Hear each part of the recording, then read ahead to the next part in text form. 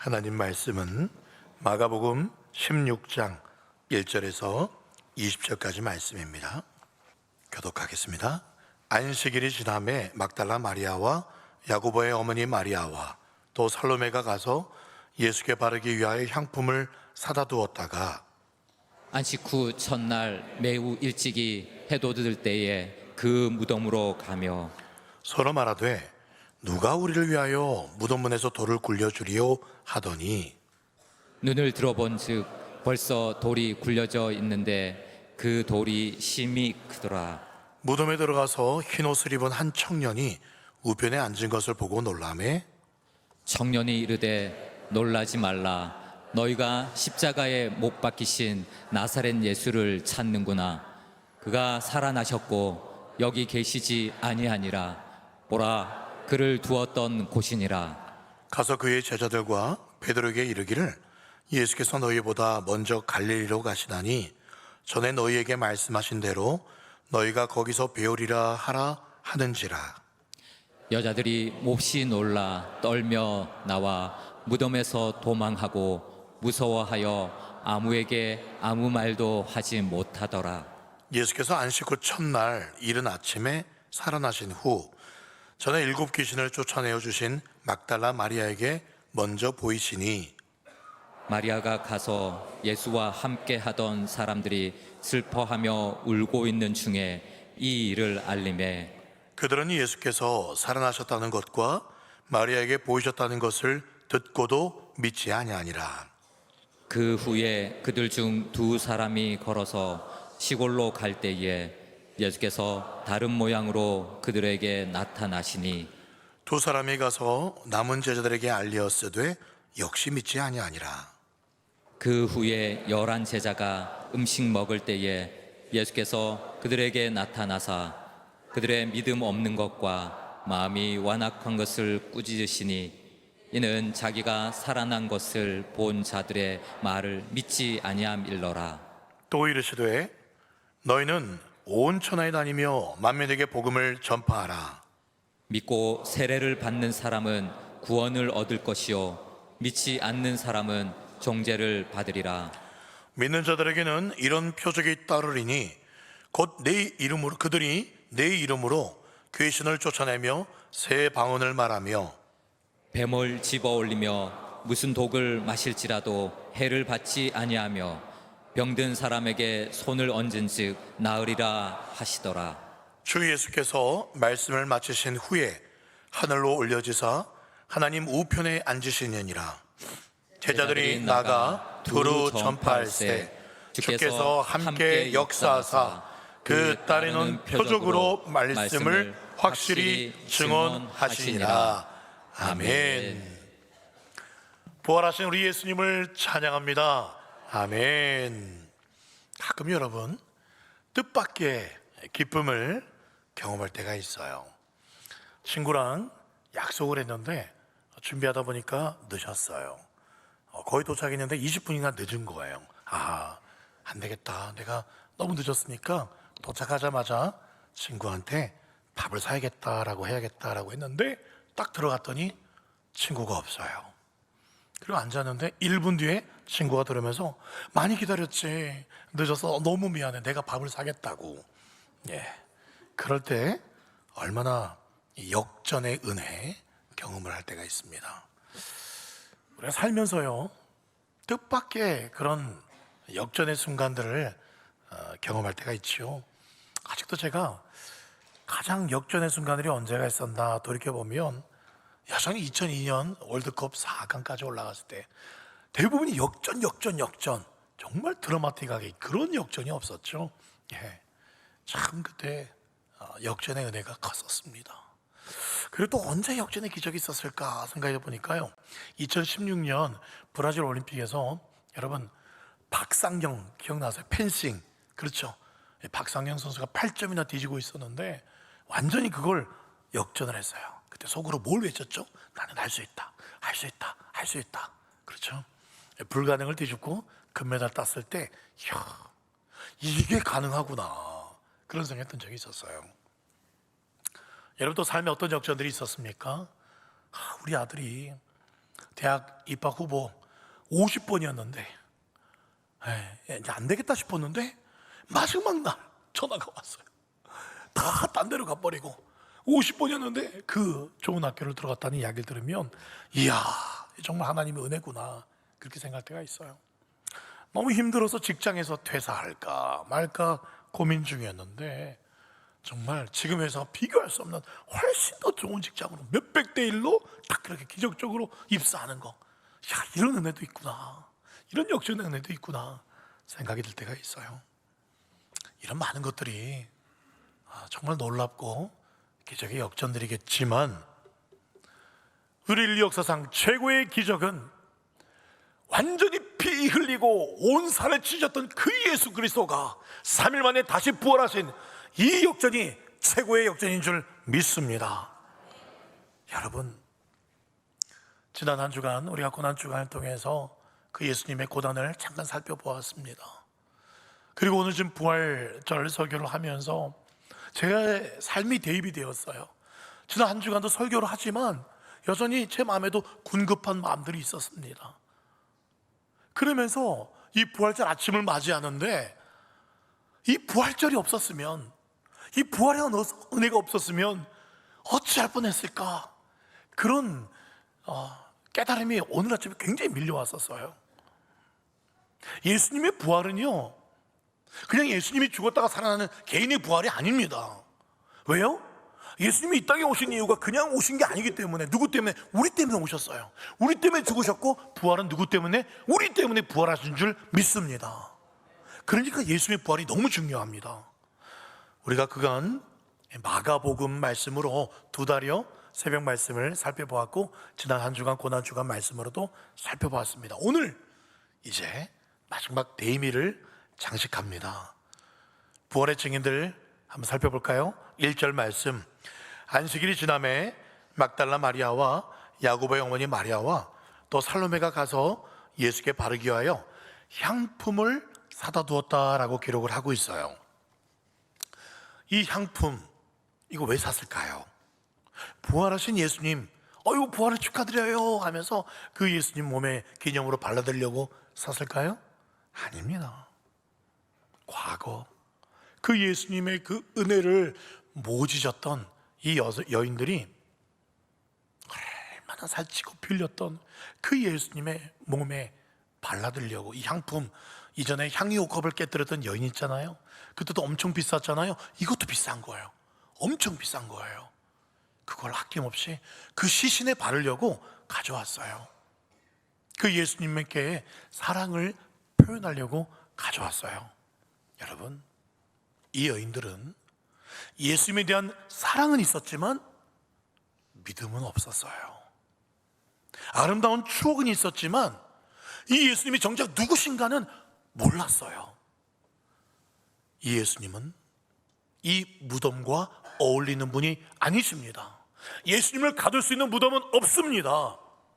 예수님이 무덤과 어울리지 않듯 이 향품도 예수님과는 어울릴 수가 없습니다.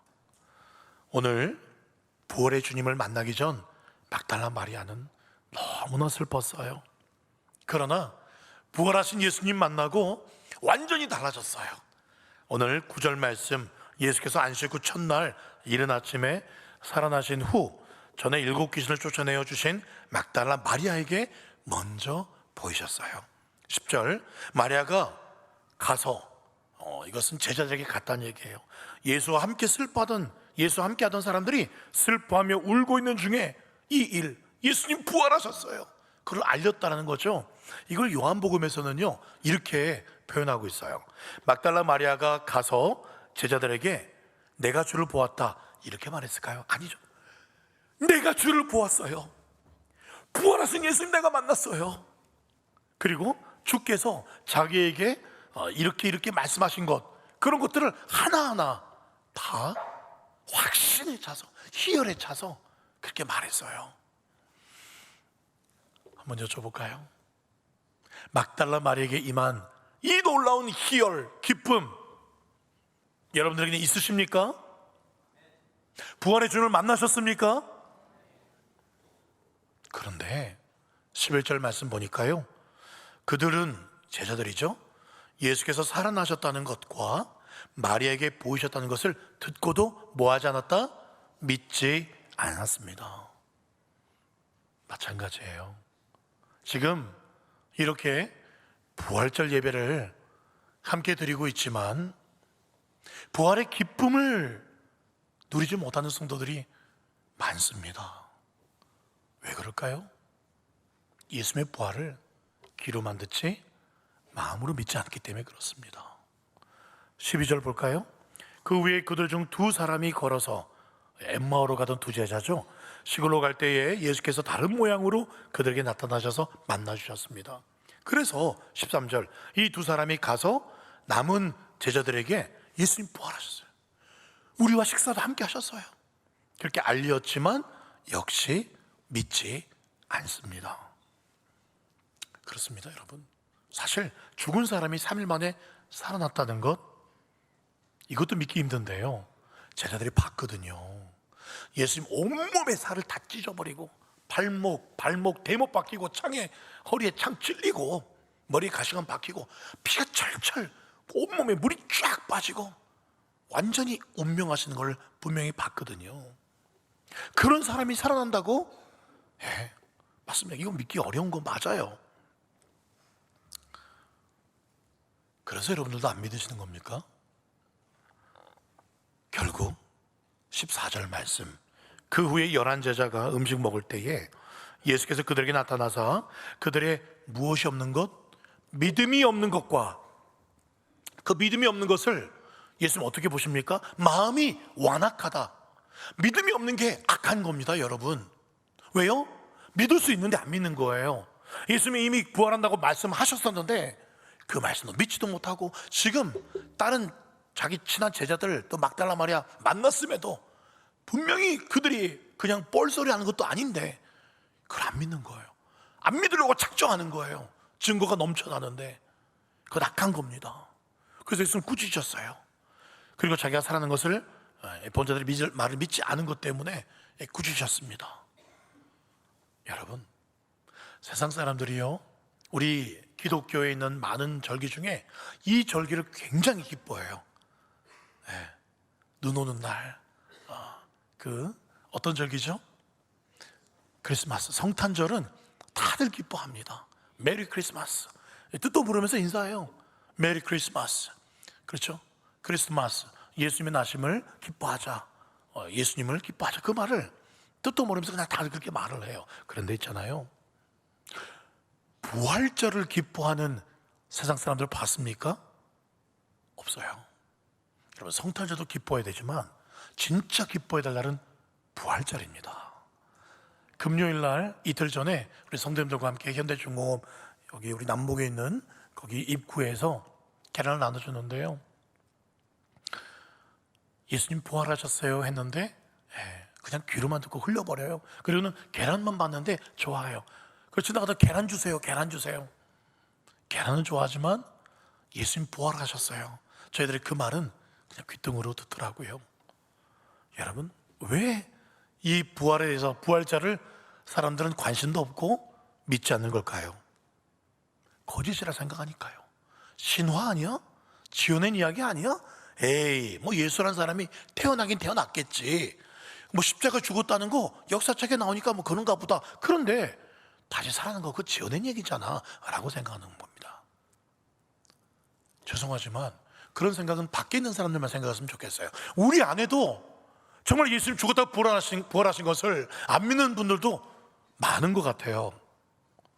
여러분, 정말 그게 예수님 부활하지 않았다면 잘 보세요. 고린도전서 15장 말씀에 보면 죽은 자가 다시 살아나지 못한다면 내일 죽을 터이니 먹고 마시자 할 것입니다. 14절, 그리스도께서 만일 살아나지 못하셨다면 우리가 전파하는 것도 헛것이요 너희 믿음도 헛것이요. 17절, 그리스도께서 다시 살아나는 일이 없으면 너희의 믿음도 헛되고 여전히 죄 가운데 있을 것이고 이 자리에 나올 필요도 없고. 우리가 제일 불쌍한 사람, 제가 제일 불쌍한 사람입니다. 제가 새벽 일찍 나오고 밤늦게 퇴근하고 금식하고 뭐하고 제일 불쌍한 사람인데 목사님들이 제일 불쌍할 겁니다. 여러분, 그러나 진짜 부활이 사실이라면 가장 불쌍한 사람들이 누굽니까? 이것을 모르는 밖에 있는 사람들, 아니 듣고도 그거는 뭐 거짓말이겠지, 신화겠지, 뻥이지 라고 생각하는 그 세상 사람들이 가장 불쌍한 사람들입니다. 누가 불쌍한 사람들입니까? 우리가 불쌍한 사람들입니까? 아니 밖에 있는 사람들이 불쌍한 사람들입니까? 지금 분명히 고백하십시오. 여러분, 사실 예수님의 부활은 안 믿는 게 어려울 정도로 부활하신 증거가 차고 넘칩니다. 차고 넘쳐요. 여러분, 예수님 부활하지 않았다면, 그 시체가 무덤에 그대로 있었다면 로마 군인들, 대제사장, 예수님 죽인 그 유대인들이 여기 시체 있잖아 너희들, 여기 시체 있네, 왜 안 보여줍니까? 그 예수님 시체만 보여주면 교회는 끝납니다. 끝나요. 근데 예수 시체 못 보여줍니다. 괜히 너희들 훔쳐갔지? 라고 그렇게 둘러댈 뿐 보여줄 수가 없어요. 왜요? 예수님 시체는 사라졌기 때문에요. 부활하셨기 때문인 줄 믿습니다. 그리고 사도들이요, 제자들이요, 예수님의 부활을 정말 경험하지 않았다면 제자들이 순교하기는커녕 다 세상 끝까지 도망갔을 겁니다. 그냥 예수 복음서에서 끝이 났을 거예요. 그런데 사도행전이 이어집니다. 그 제자들이 목숨 걸고 예수님 부활하셨습니다. 그렇게 얼마 전에 그 예수님 모른다고 3번 부인하고 저주하고 그렇게 도망갔던 제자들이 다시 돌아와서는 자기들 목숨 걸고 예수님 부활하셨어요. 증거할 이유가 뭡니까? 보았기 때문에, 만났기 때문에. 또 어떤 증거가 있을까요? 약 300년, 한 250년 되는 그 기간 동안 로마의 극심한 핍박 속에서도 기독교는, 교회는 점점 부흥해 갔어요. 이게 말이 됩니까? 다시 살아나지도 않은 예수, 실패자 예수를 어떻게 수많은 사람들이, 로마가 무릎 꿇고 그 예수 앞에 절을 할 수 있게 되었습니까? 예수는 부활하셨어요.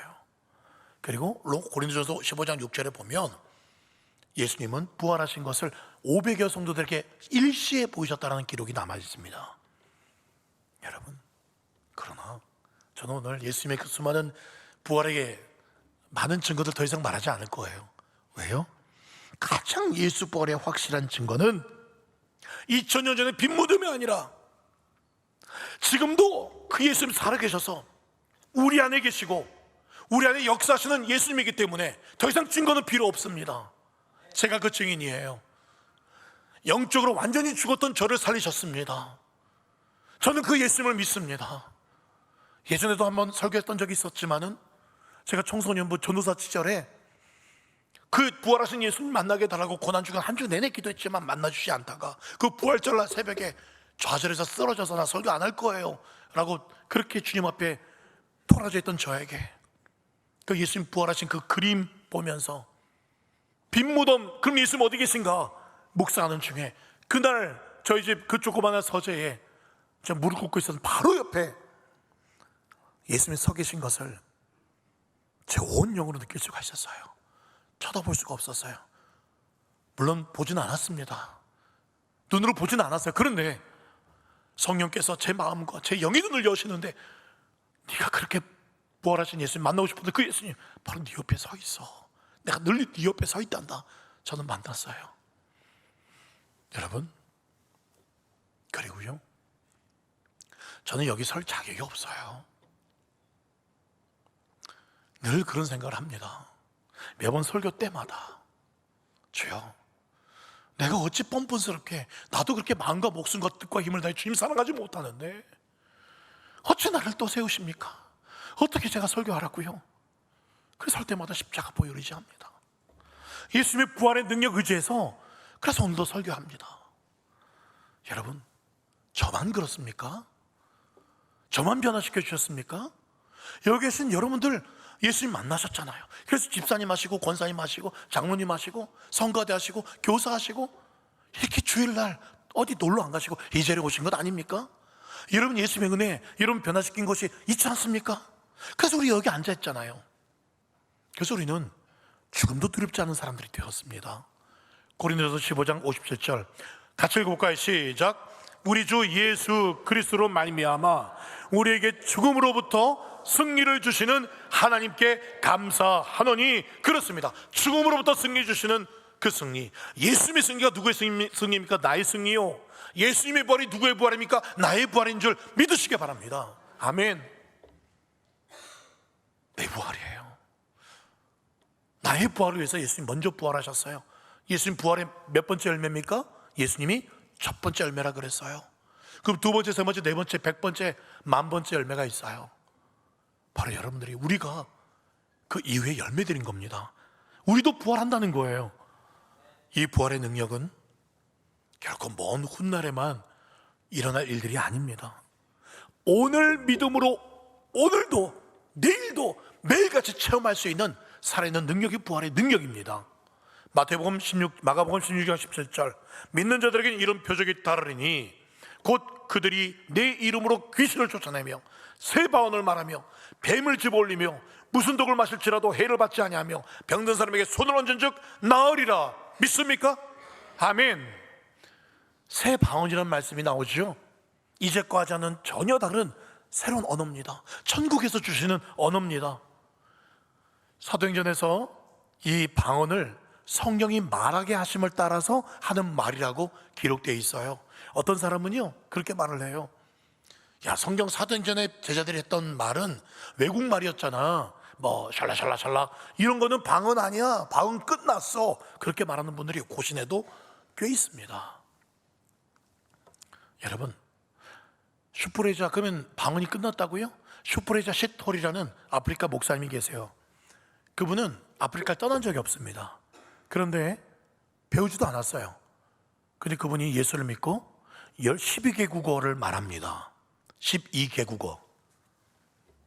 그래서 원래 이름이 슈프레자가 아닌데 슈프레자가 서프라이즈, 영어를 이제 아프리카식으로 말한 거예요. 너무 놀라워서 사람들이 서프라이즈 시톨 목사님, 슈프레자 시톨이 됐습니다. 그리고 그분만 외국 방언 하니까 방언은 아직도 있네? 외국 방언만 방언일까요? 아니에요. 외국어 말고도 고린도전서 14장 14절, 내가 만일 방언으로 기도하면 나의 영이 기도한다. 나의 영이 기도하는 것도 방언이에요. 물론 조심하셔야 돼요. 이상한 방언도 있어요. 그런 거는 분별의 영이 필요합니다. 많은 우리의 영이 깊이 기도하기 위해서 성령의 말하게 하심을 따라서 방언도 있어요. 또 뱀을 집어올리며 무슨 독을 마실지라도 해를 받지 않는다. 지금도 선교지에서 일어나고 있습니다. 사도 바울만 뱀이 물었을 때 털털 털어버리고 아무 문제 없었던 게 아니라 지금도 아프리카에 그리고 브라질 밀림에 수많은 선교사님들이 그런 독이 있는 곤충들, 짐승에 물려도 멀쩡해요. 그 원주민들이 깜짝 놀랍니다. 막 절을 합니다. 절하지 마세요. 성경 말씀에 기록된 대로 지금도 이렇게 역사하는 것입니다. 선교사들이 증언하고 있어요. 십자가와 부활을 경험한 사람들에게는 세상의 자연이치까지 초월합니다. 초자연적인 슈퍼내추럴한 그런 역사가 이 복음을 위해서 하나님께서 역사하신다는 사실입니다. 무엇보다도 이 예수님의 부활은요, 우리가 세상에서 어떤 고난이나 좌절을 겪는다고 해도 이 부활신앙이 이 모든 것을 이기게 만듭니다. 초대교회 성도들, 극심한 로마의 250년의 핍박을 어떻게 견뎠을까요? 그 지하 카타콤, 또 터키에는 대린구유라는 지하 20층까지 다 손으로 이런 걸 지하까지 파고 들어가서 햇볕도 못 보며 살았습니다. 개미굴 같더라고요. 제가 가봤거든요. 여기서 어떻게 사람들이 200년을 넘게 살았을까? 이 복음의 자유를 위해서 어떻게 가능했을까요? 부활의 예수를 믿었기 때문에. 비록 지하 땅굴이지만 그곳에서도 부활의 삶을 살았고 날마다 새로운 생명을 경험할 수가 있었던 겁니다. 그래서 그 지하에서도 찬송이 울려 퍼졌어요. 초대교회 성도들이 어떻게 이런 삶을 살 수 있었나? 죽으신 주님이 부활하셔서 그곳에 함께 계셨기 때문인 줄 믿습니다. 지금도 병든 사람에게 손을 얹은 즉 낫는 역사가 일어나고 있어요. 베드로가 그랬습니다. 사도 바울이 그랬습니다. 저도 지금도 동일하게 주님께서 역사하신다고 믿습니다. 이 말씀대로 그냥 믿고 부지런히 순종하는 거예요. 마가복음 16장 16절 말씀에 믿고 세례를 받는 사람은 구원을 얻을 것이요 믿지 않는 사람은 정죄를 받으리라. 무슨 말입니까? 전하라는 거예요. 믿든지 믿지 않든지 그거는 내가 알아서 역사할 테니까 너는 전하라는 겁니다. 마찬가지예요. 낫든지 낫지 않든지 너는 병든 자에게 손을 얹어 기도하라는 겁니다. 이제도 말씀드렸어요. 치유의 능력이 정말 강력한 그런 목사님들, 그런 간증의 이야기를 들어보면 공통적입니다. 그 기자들이 뭐래요? 목사님은, 조용기 목사님은, 또 누구 목사님 왜 이렇게 기적이 많습니까? 정말 강력한 치유의 은사가 임합니다. 그런데 그런 목사님들이 공통적으로 뭐라 그러냐면, 사실 안 낫는 사람들이 훨씬 더 많습니다.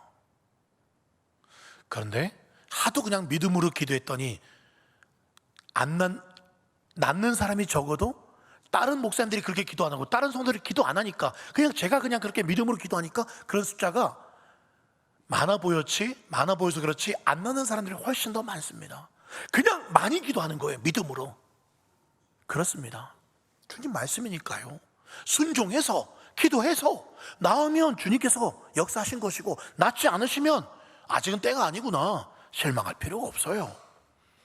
낫지 않게 하는 거 주님이 낫지 않게 하는 것이지, 주님의 다른 뜻이 있는 것이지 내가 그렇게 하는 게 아니니까요. 말씀대로 순종하면 되는 거예요. 역사하심은 주님께 있는 겁니다. 사랑하는 여러분, 그렇습니다.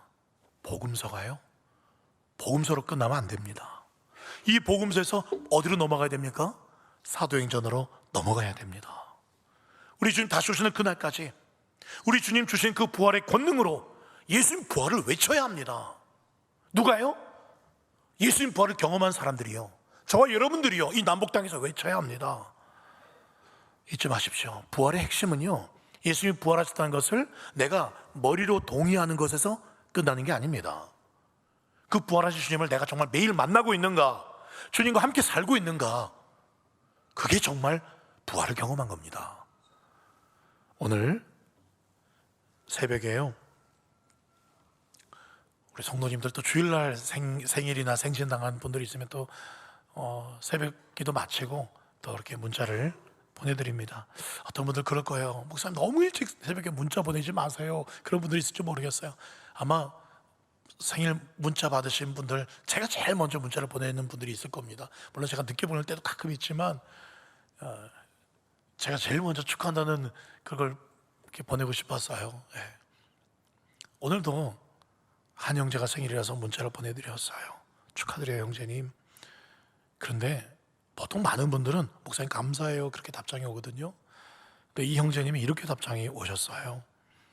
감사합니다.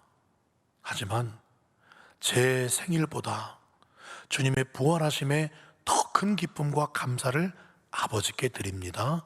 아멘. 이라고 답장이 왔어요. 제가 축하 문자를 보내고 한창 뒤에 온 게 아니라 바로 즉시로 이런 답장이 왔어요. 이 답장, 주님의 부활하심이 더 기뻐요. 이것이 생각에서 한 말이 아니라 늘 그런 마음이 있었기 때문에, 이 부활절을 사모하고 있었기 때문에 본인의 생일보다도 부활하신 그 기쁨이 더 큰 기쁨입니다 라고 고백하는 그 형제님 보면서 이분이 정말 부활하신 주님과 동행하고 있구나, 부활의 기쁨이 뭔지 알고 있구나, 정말 제가 엄청나게 감동받았어요. 오늘 아침에 여러분, 암 말기 환자가 기적적으로 살아나는 것, 그것도 기적이에요. 주님의 기적이죠.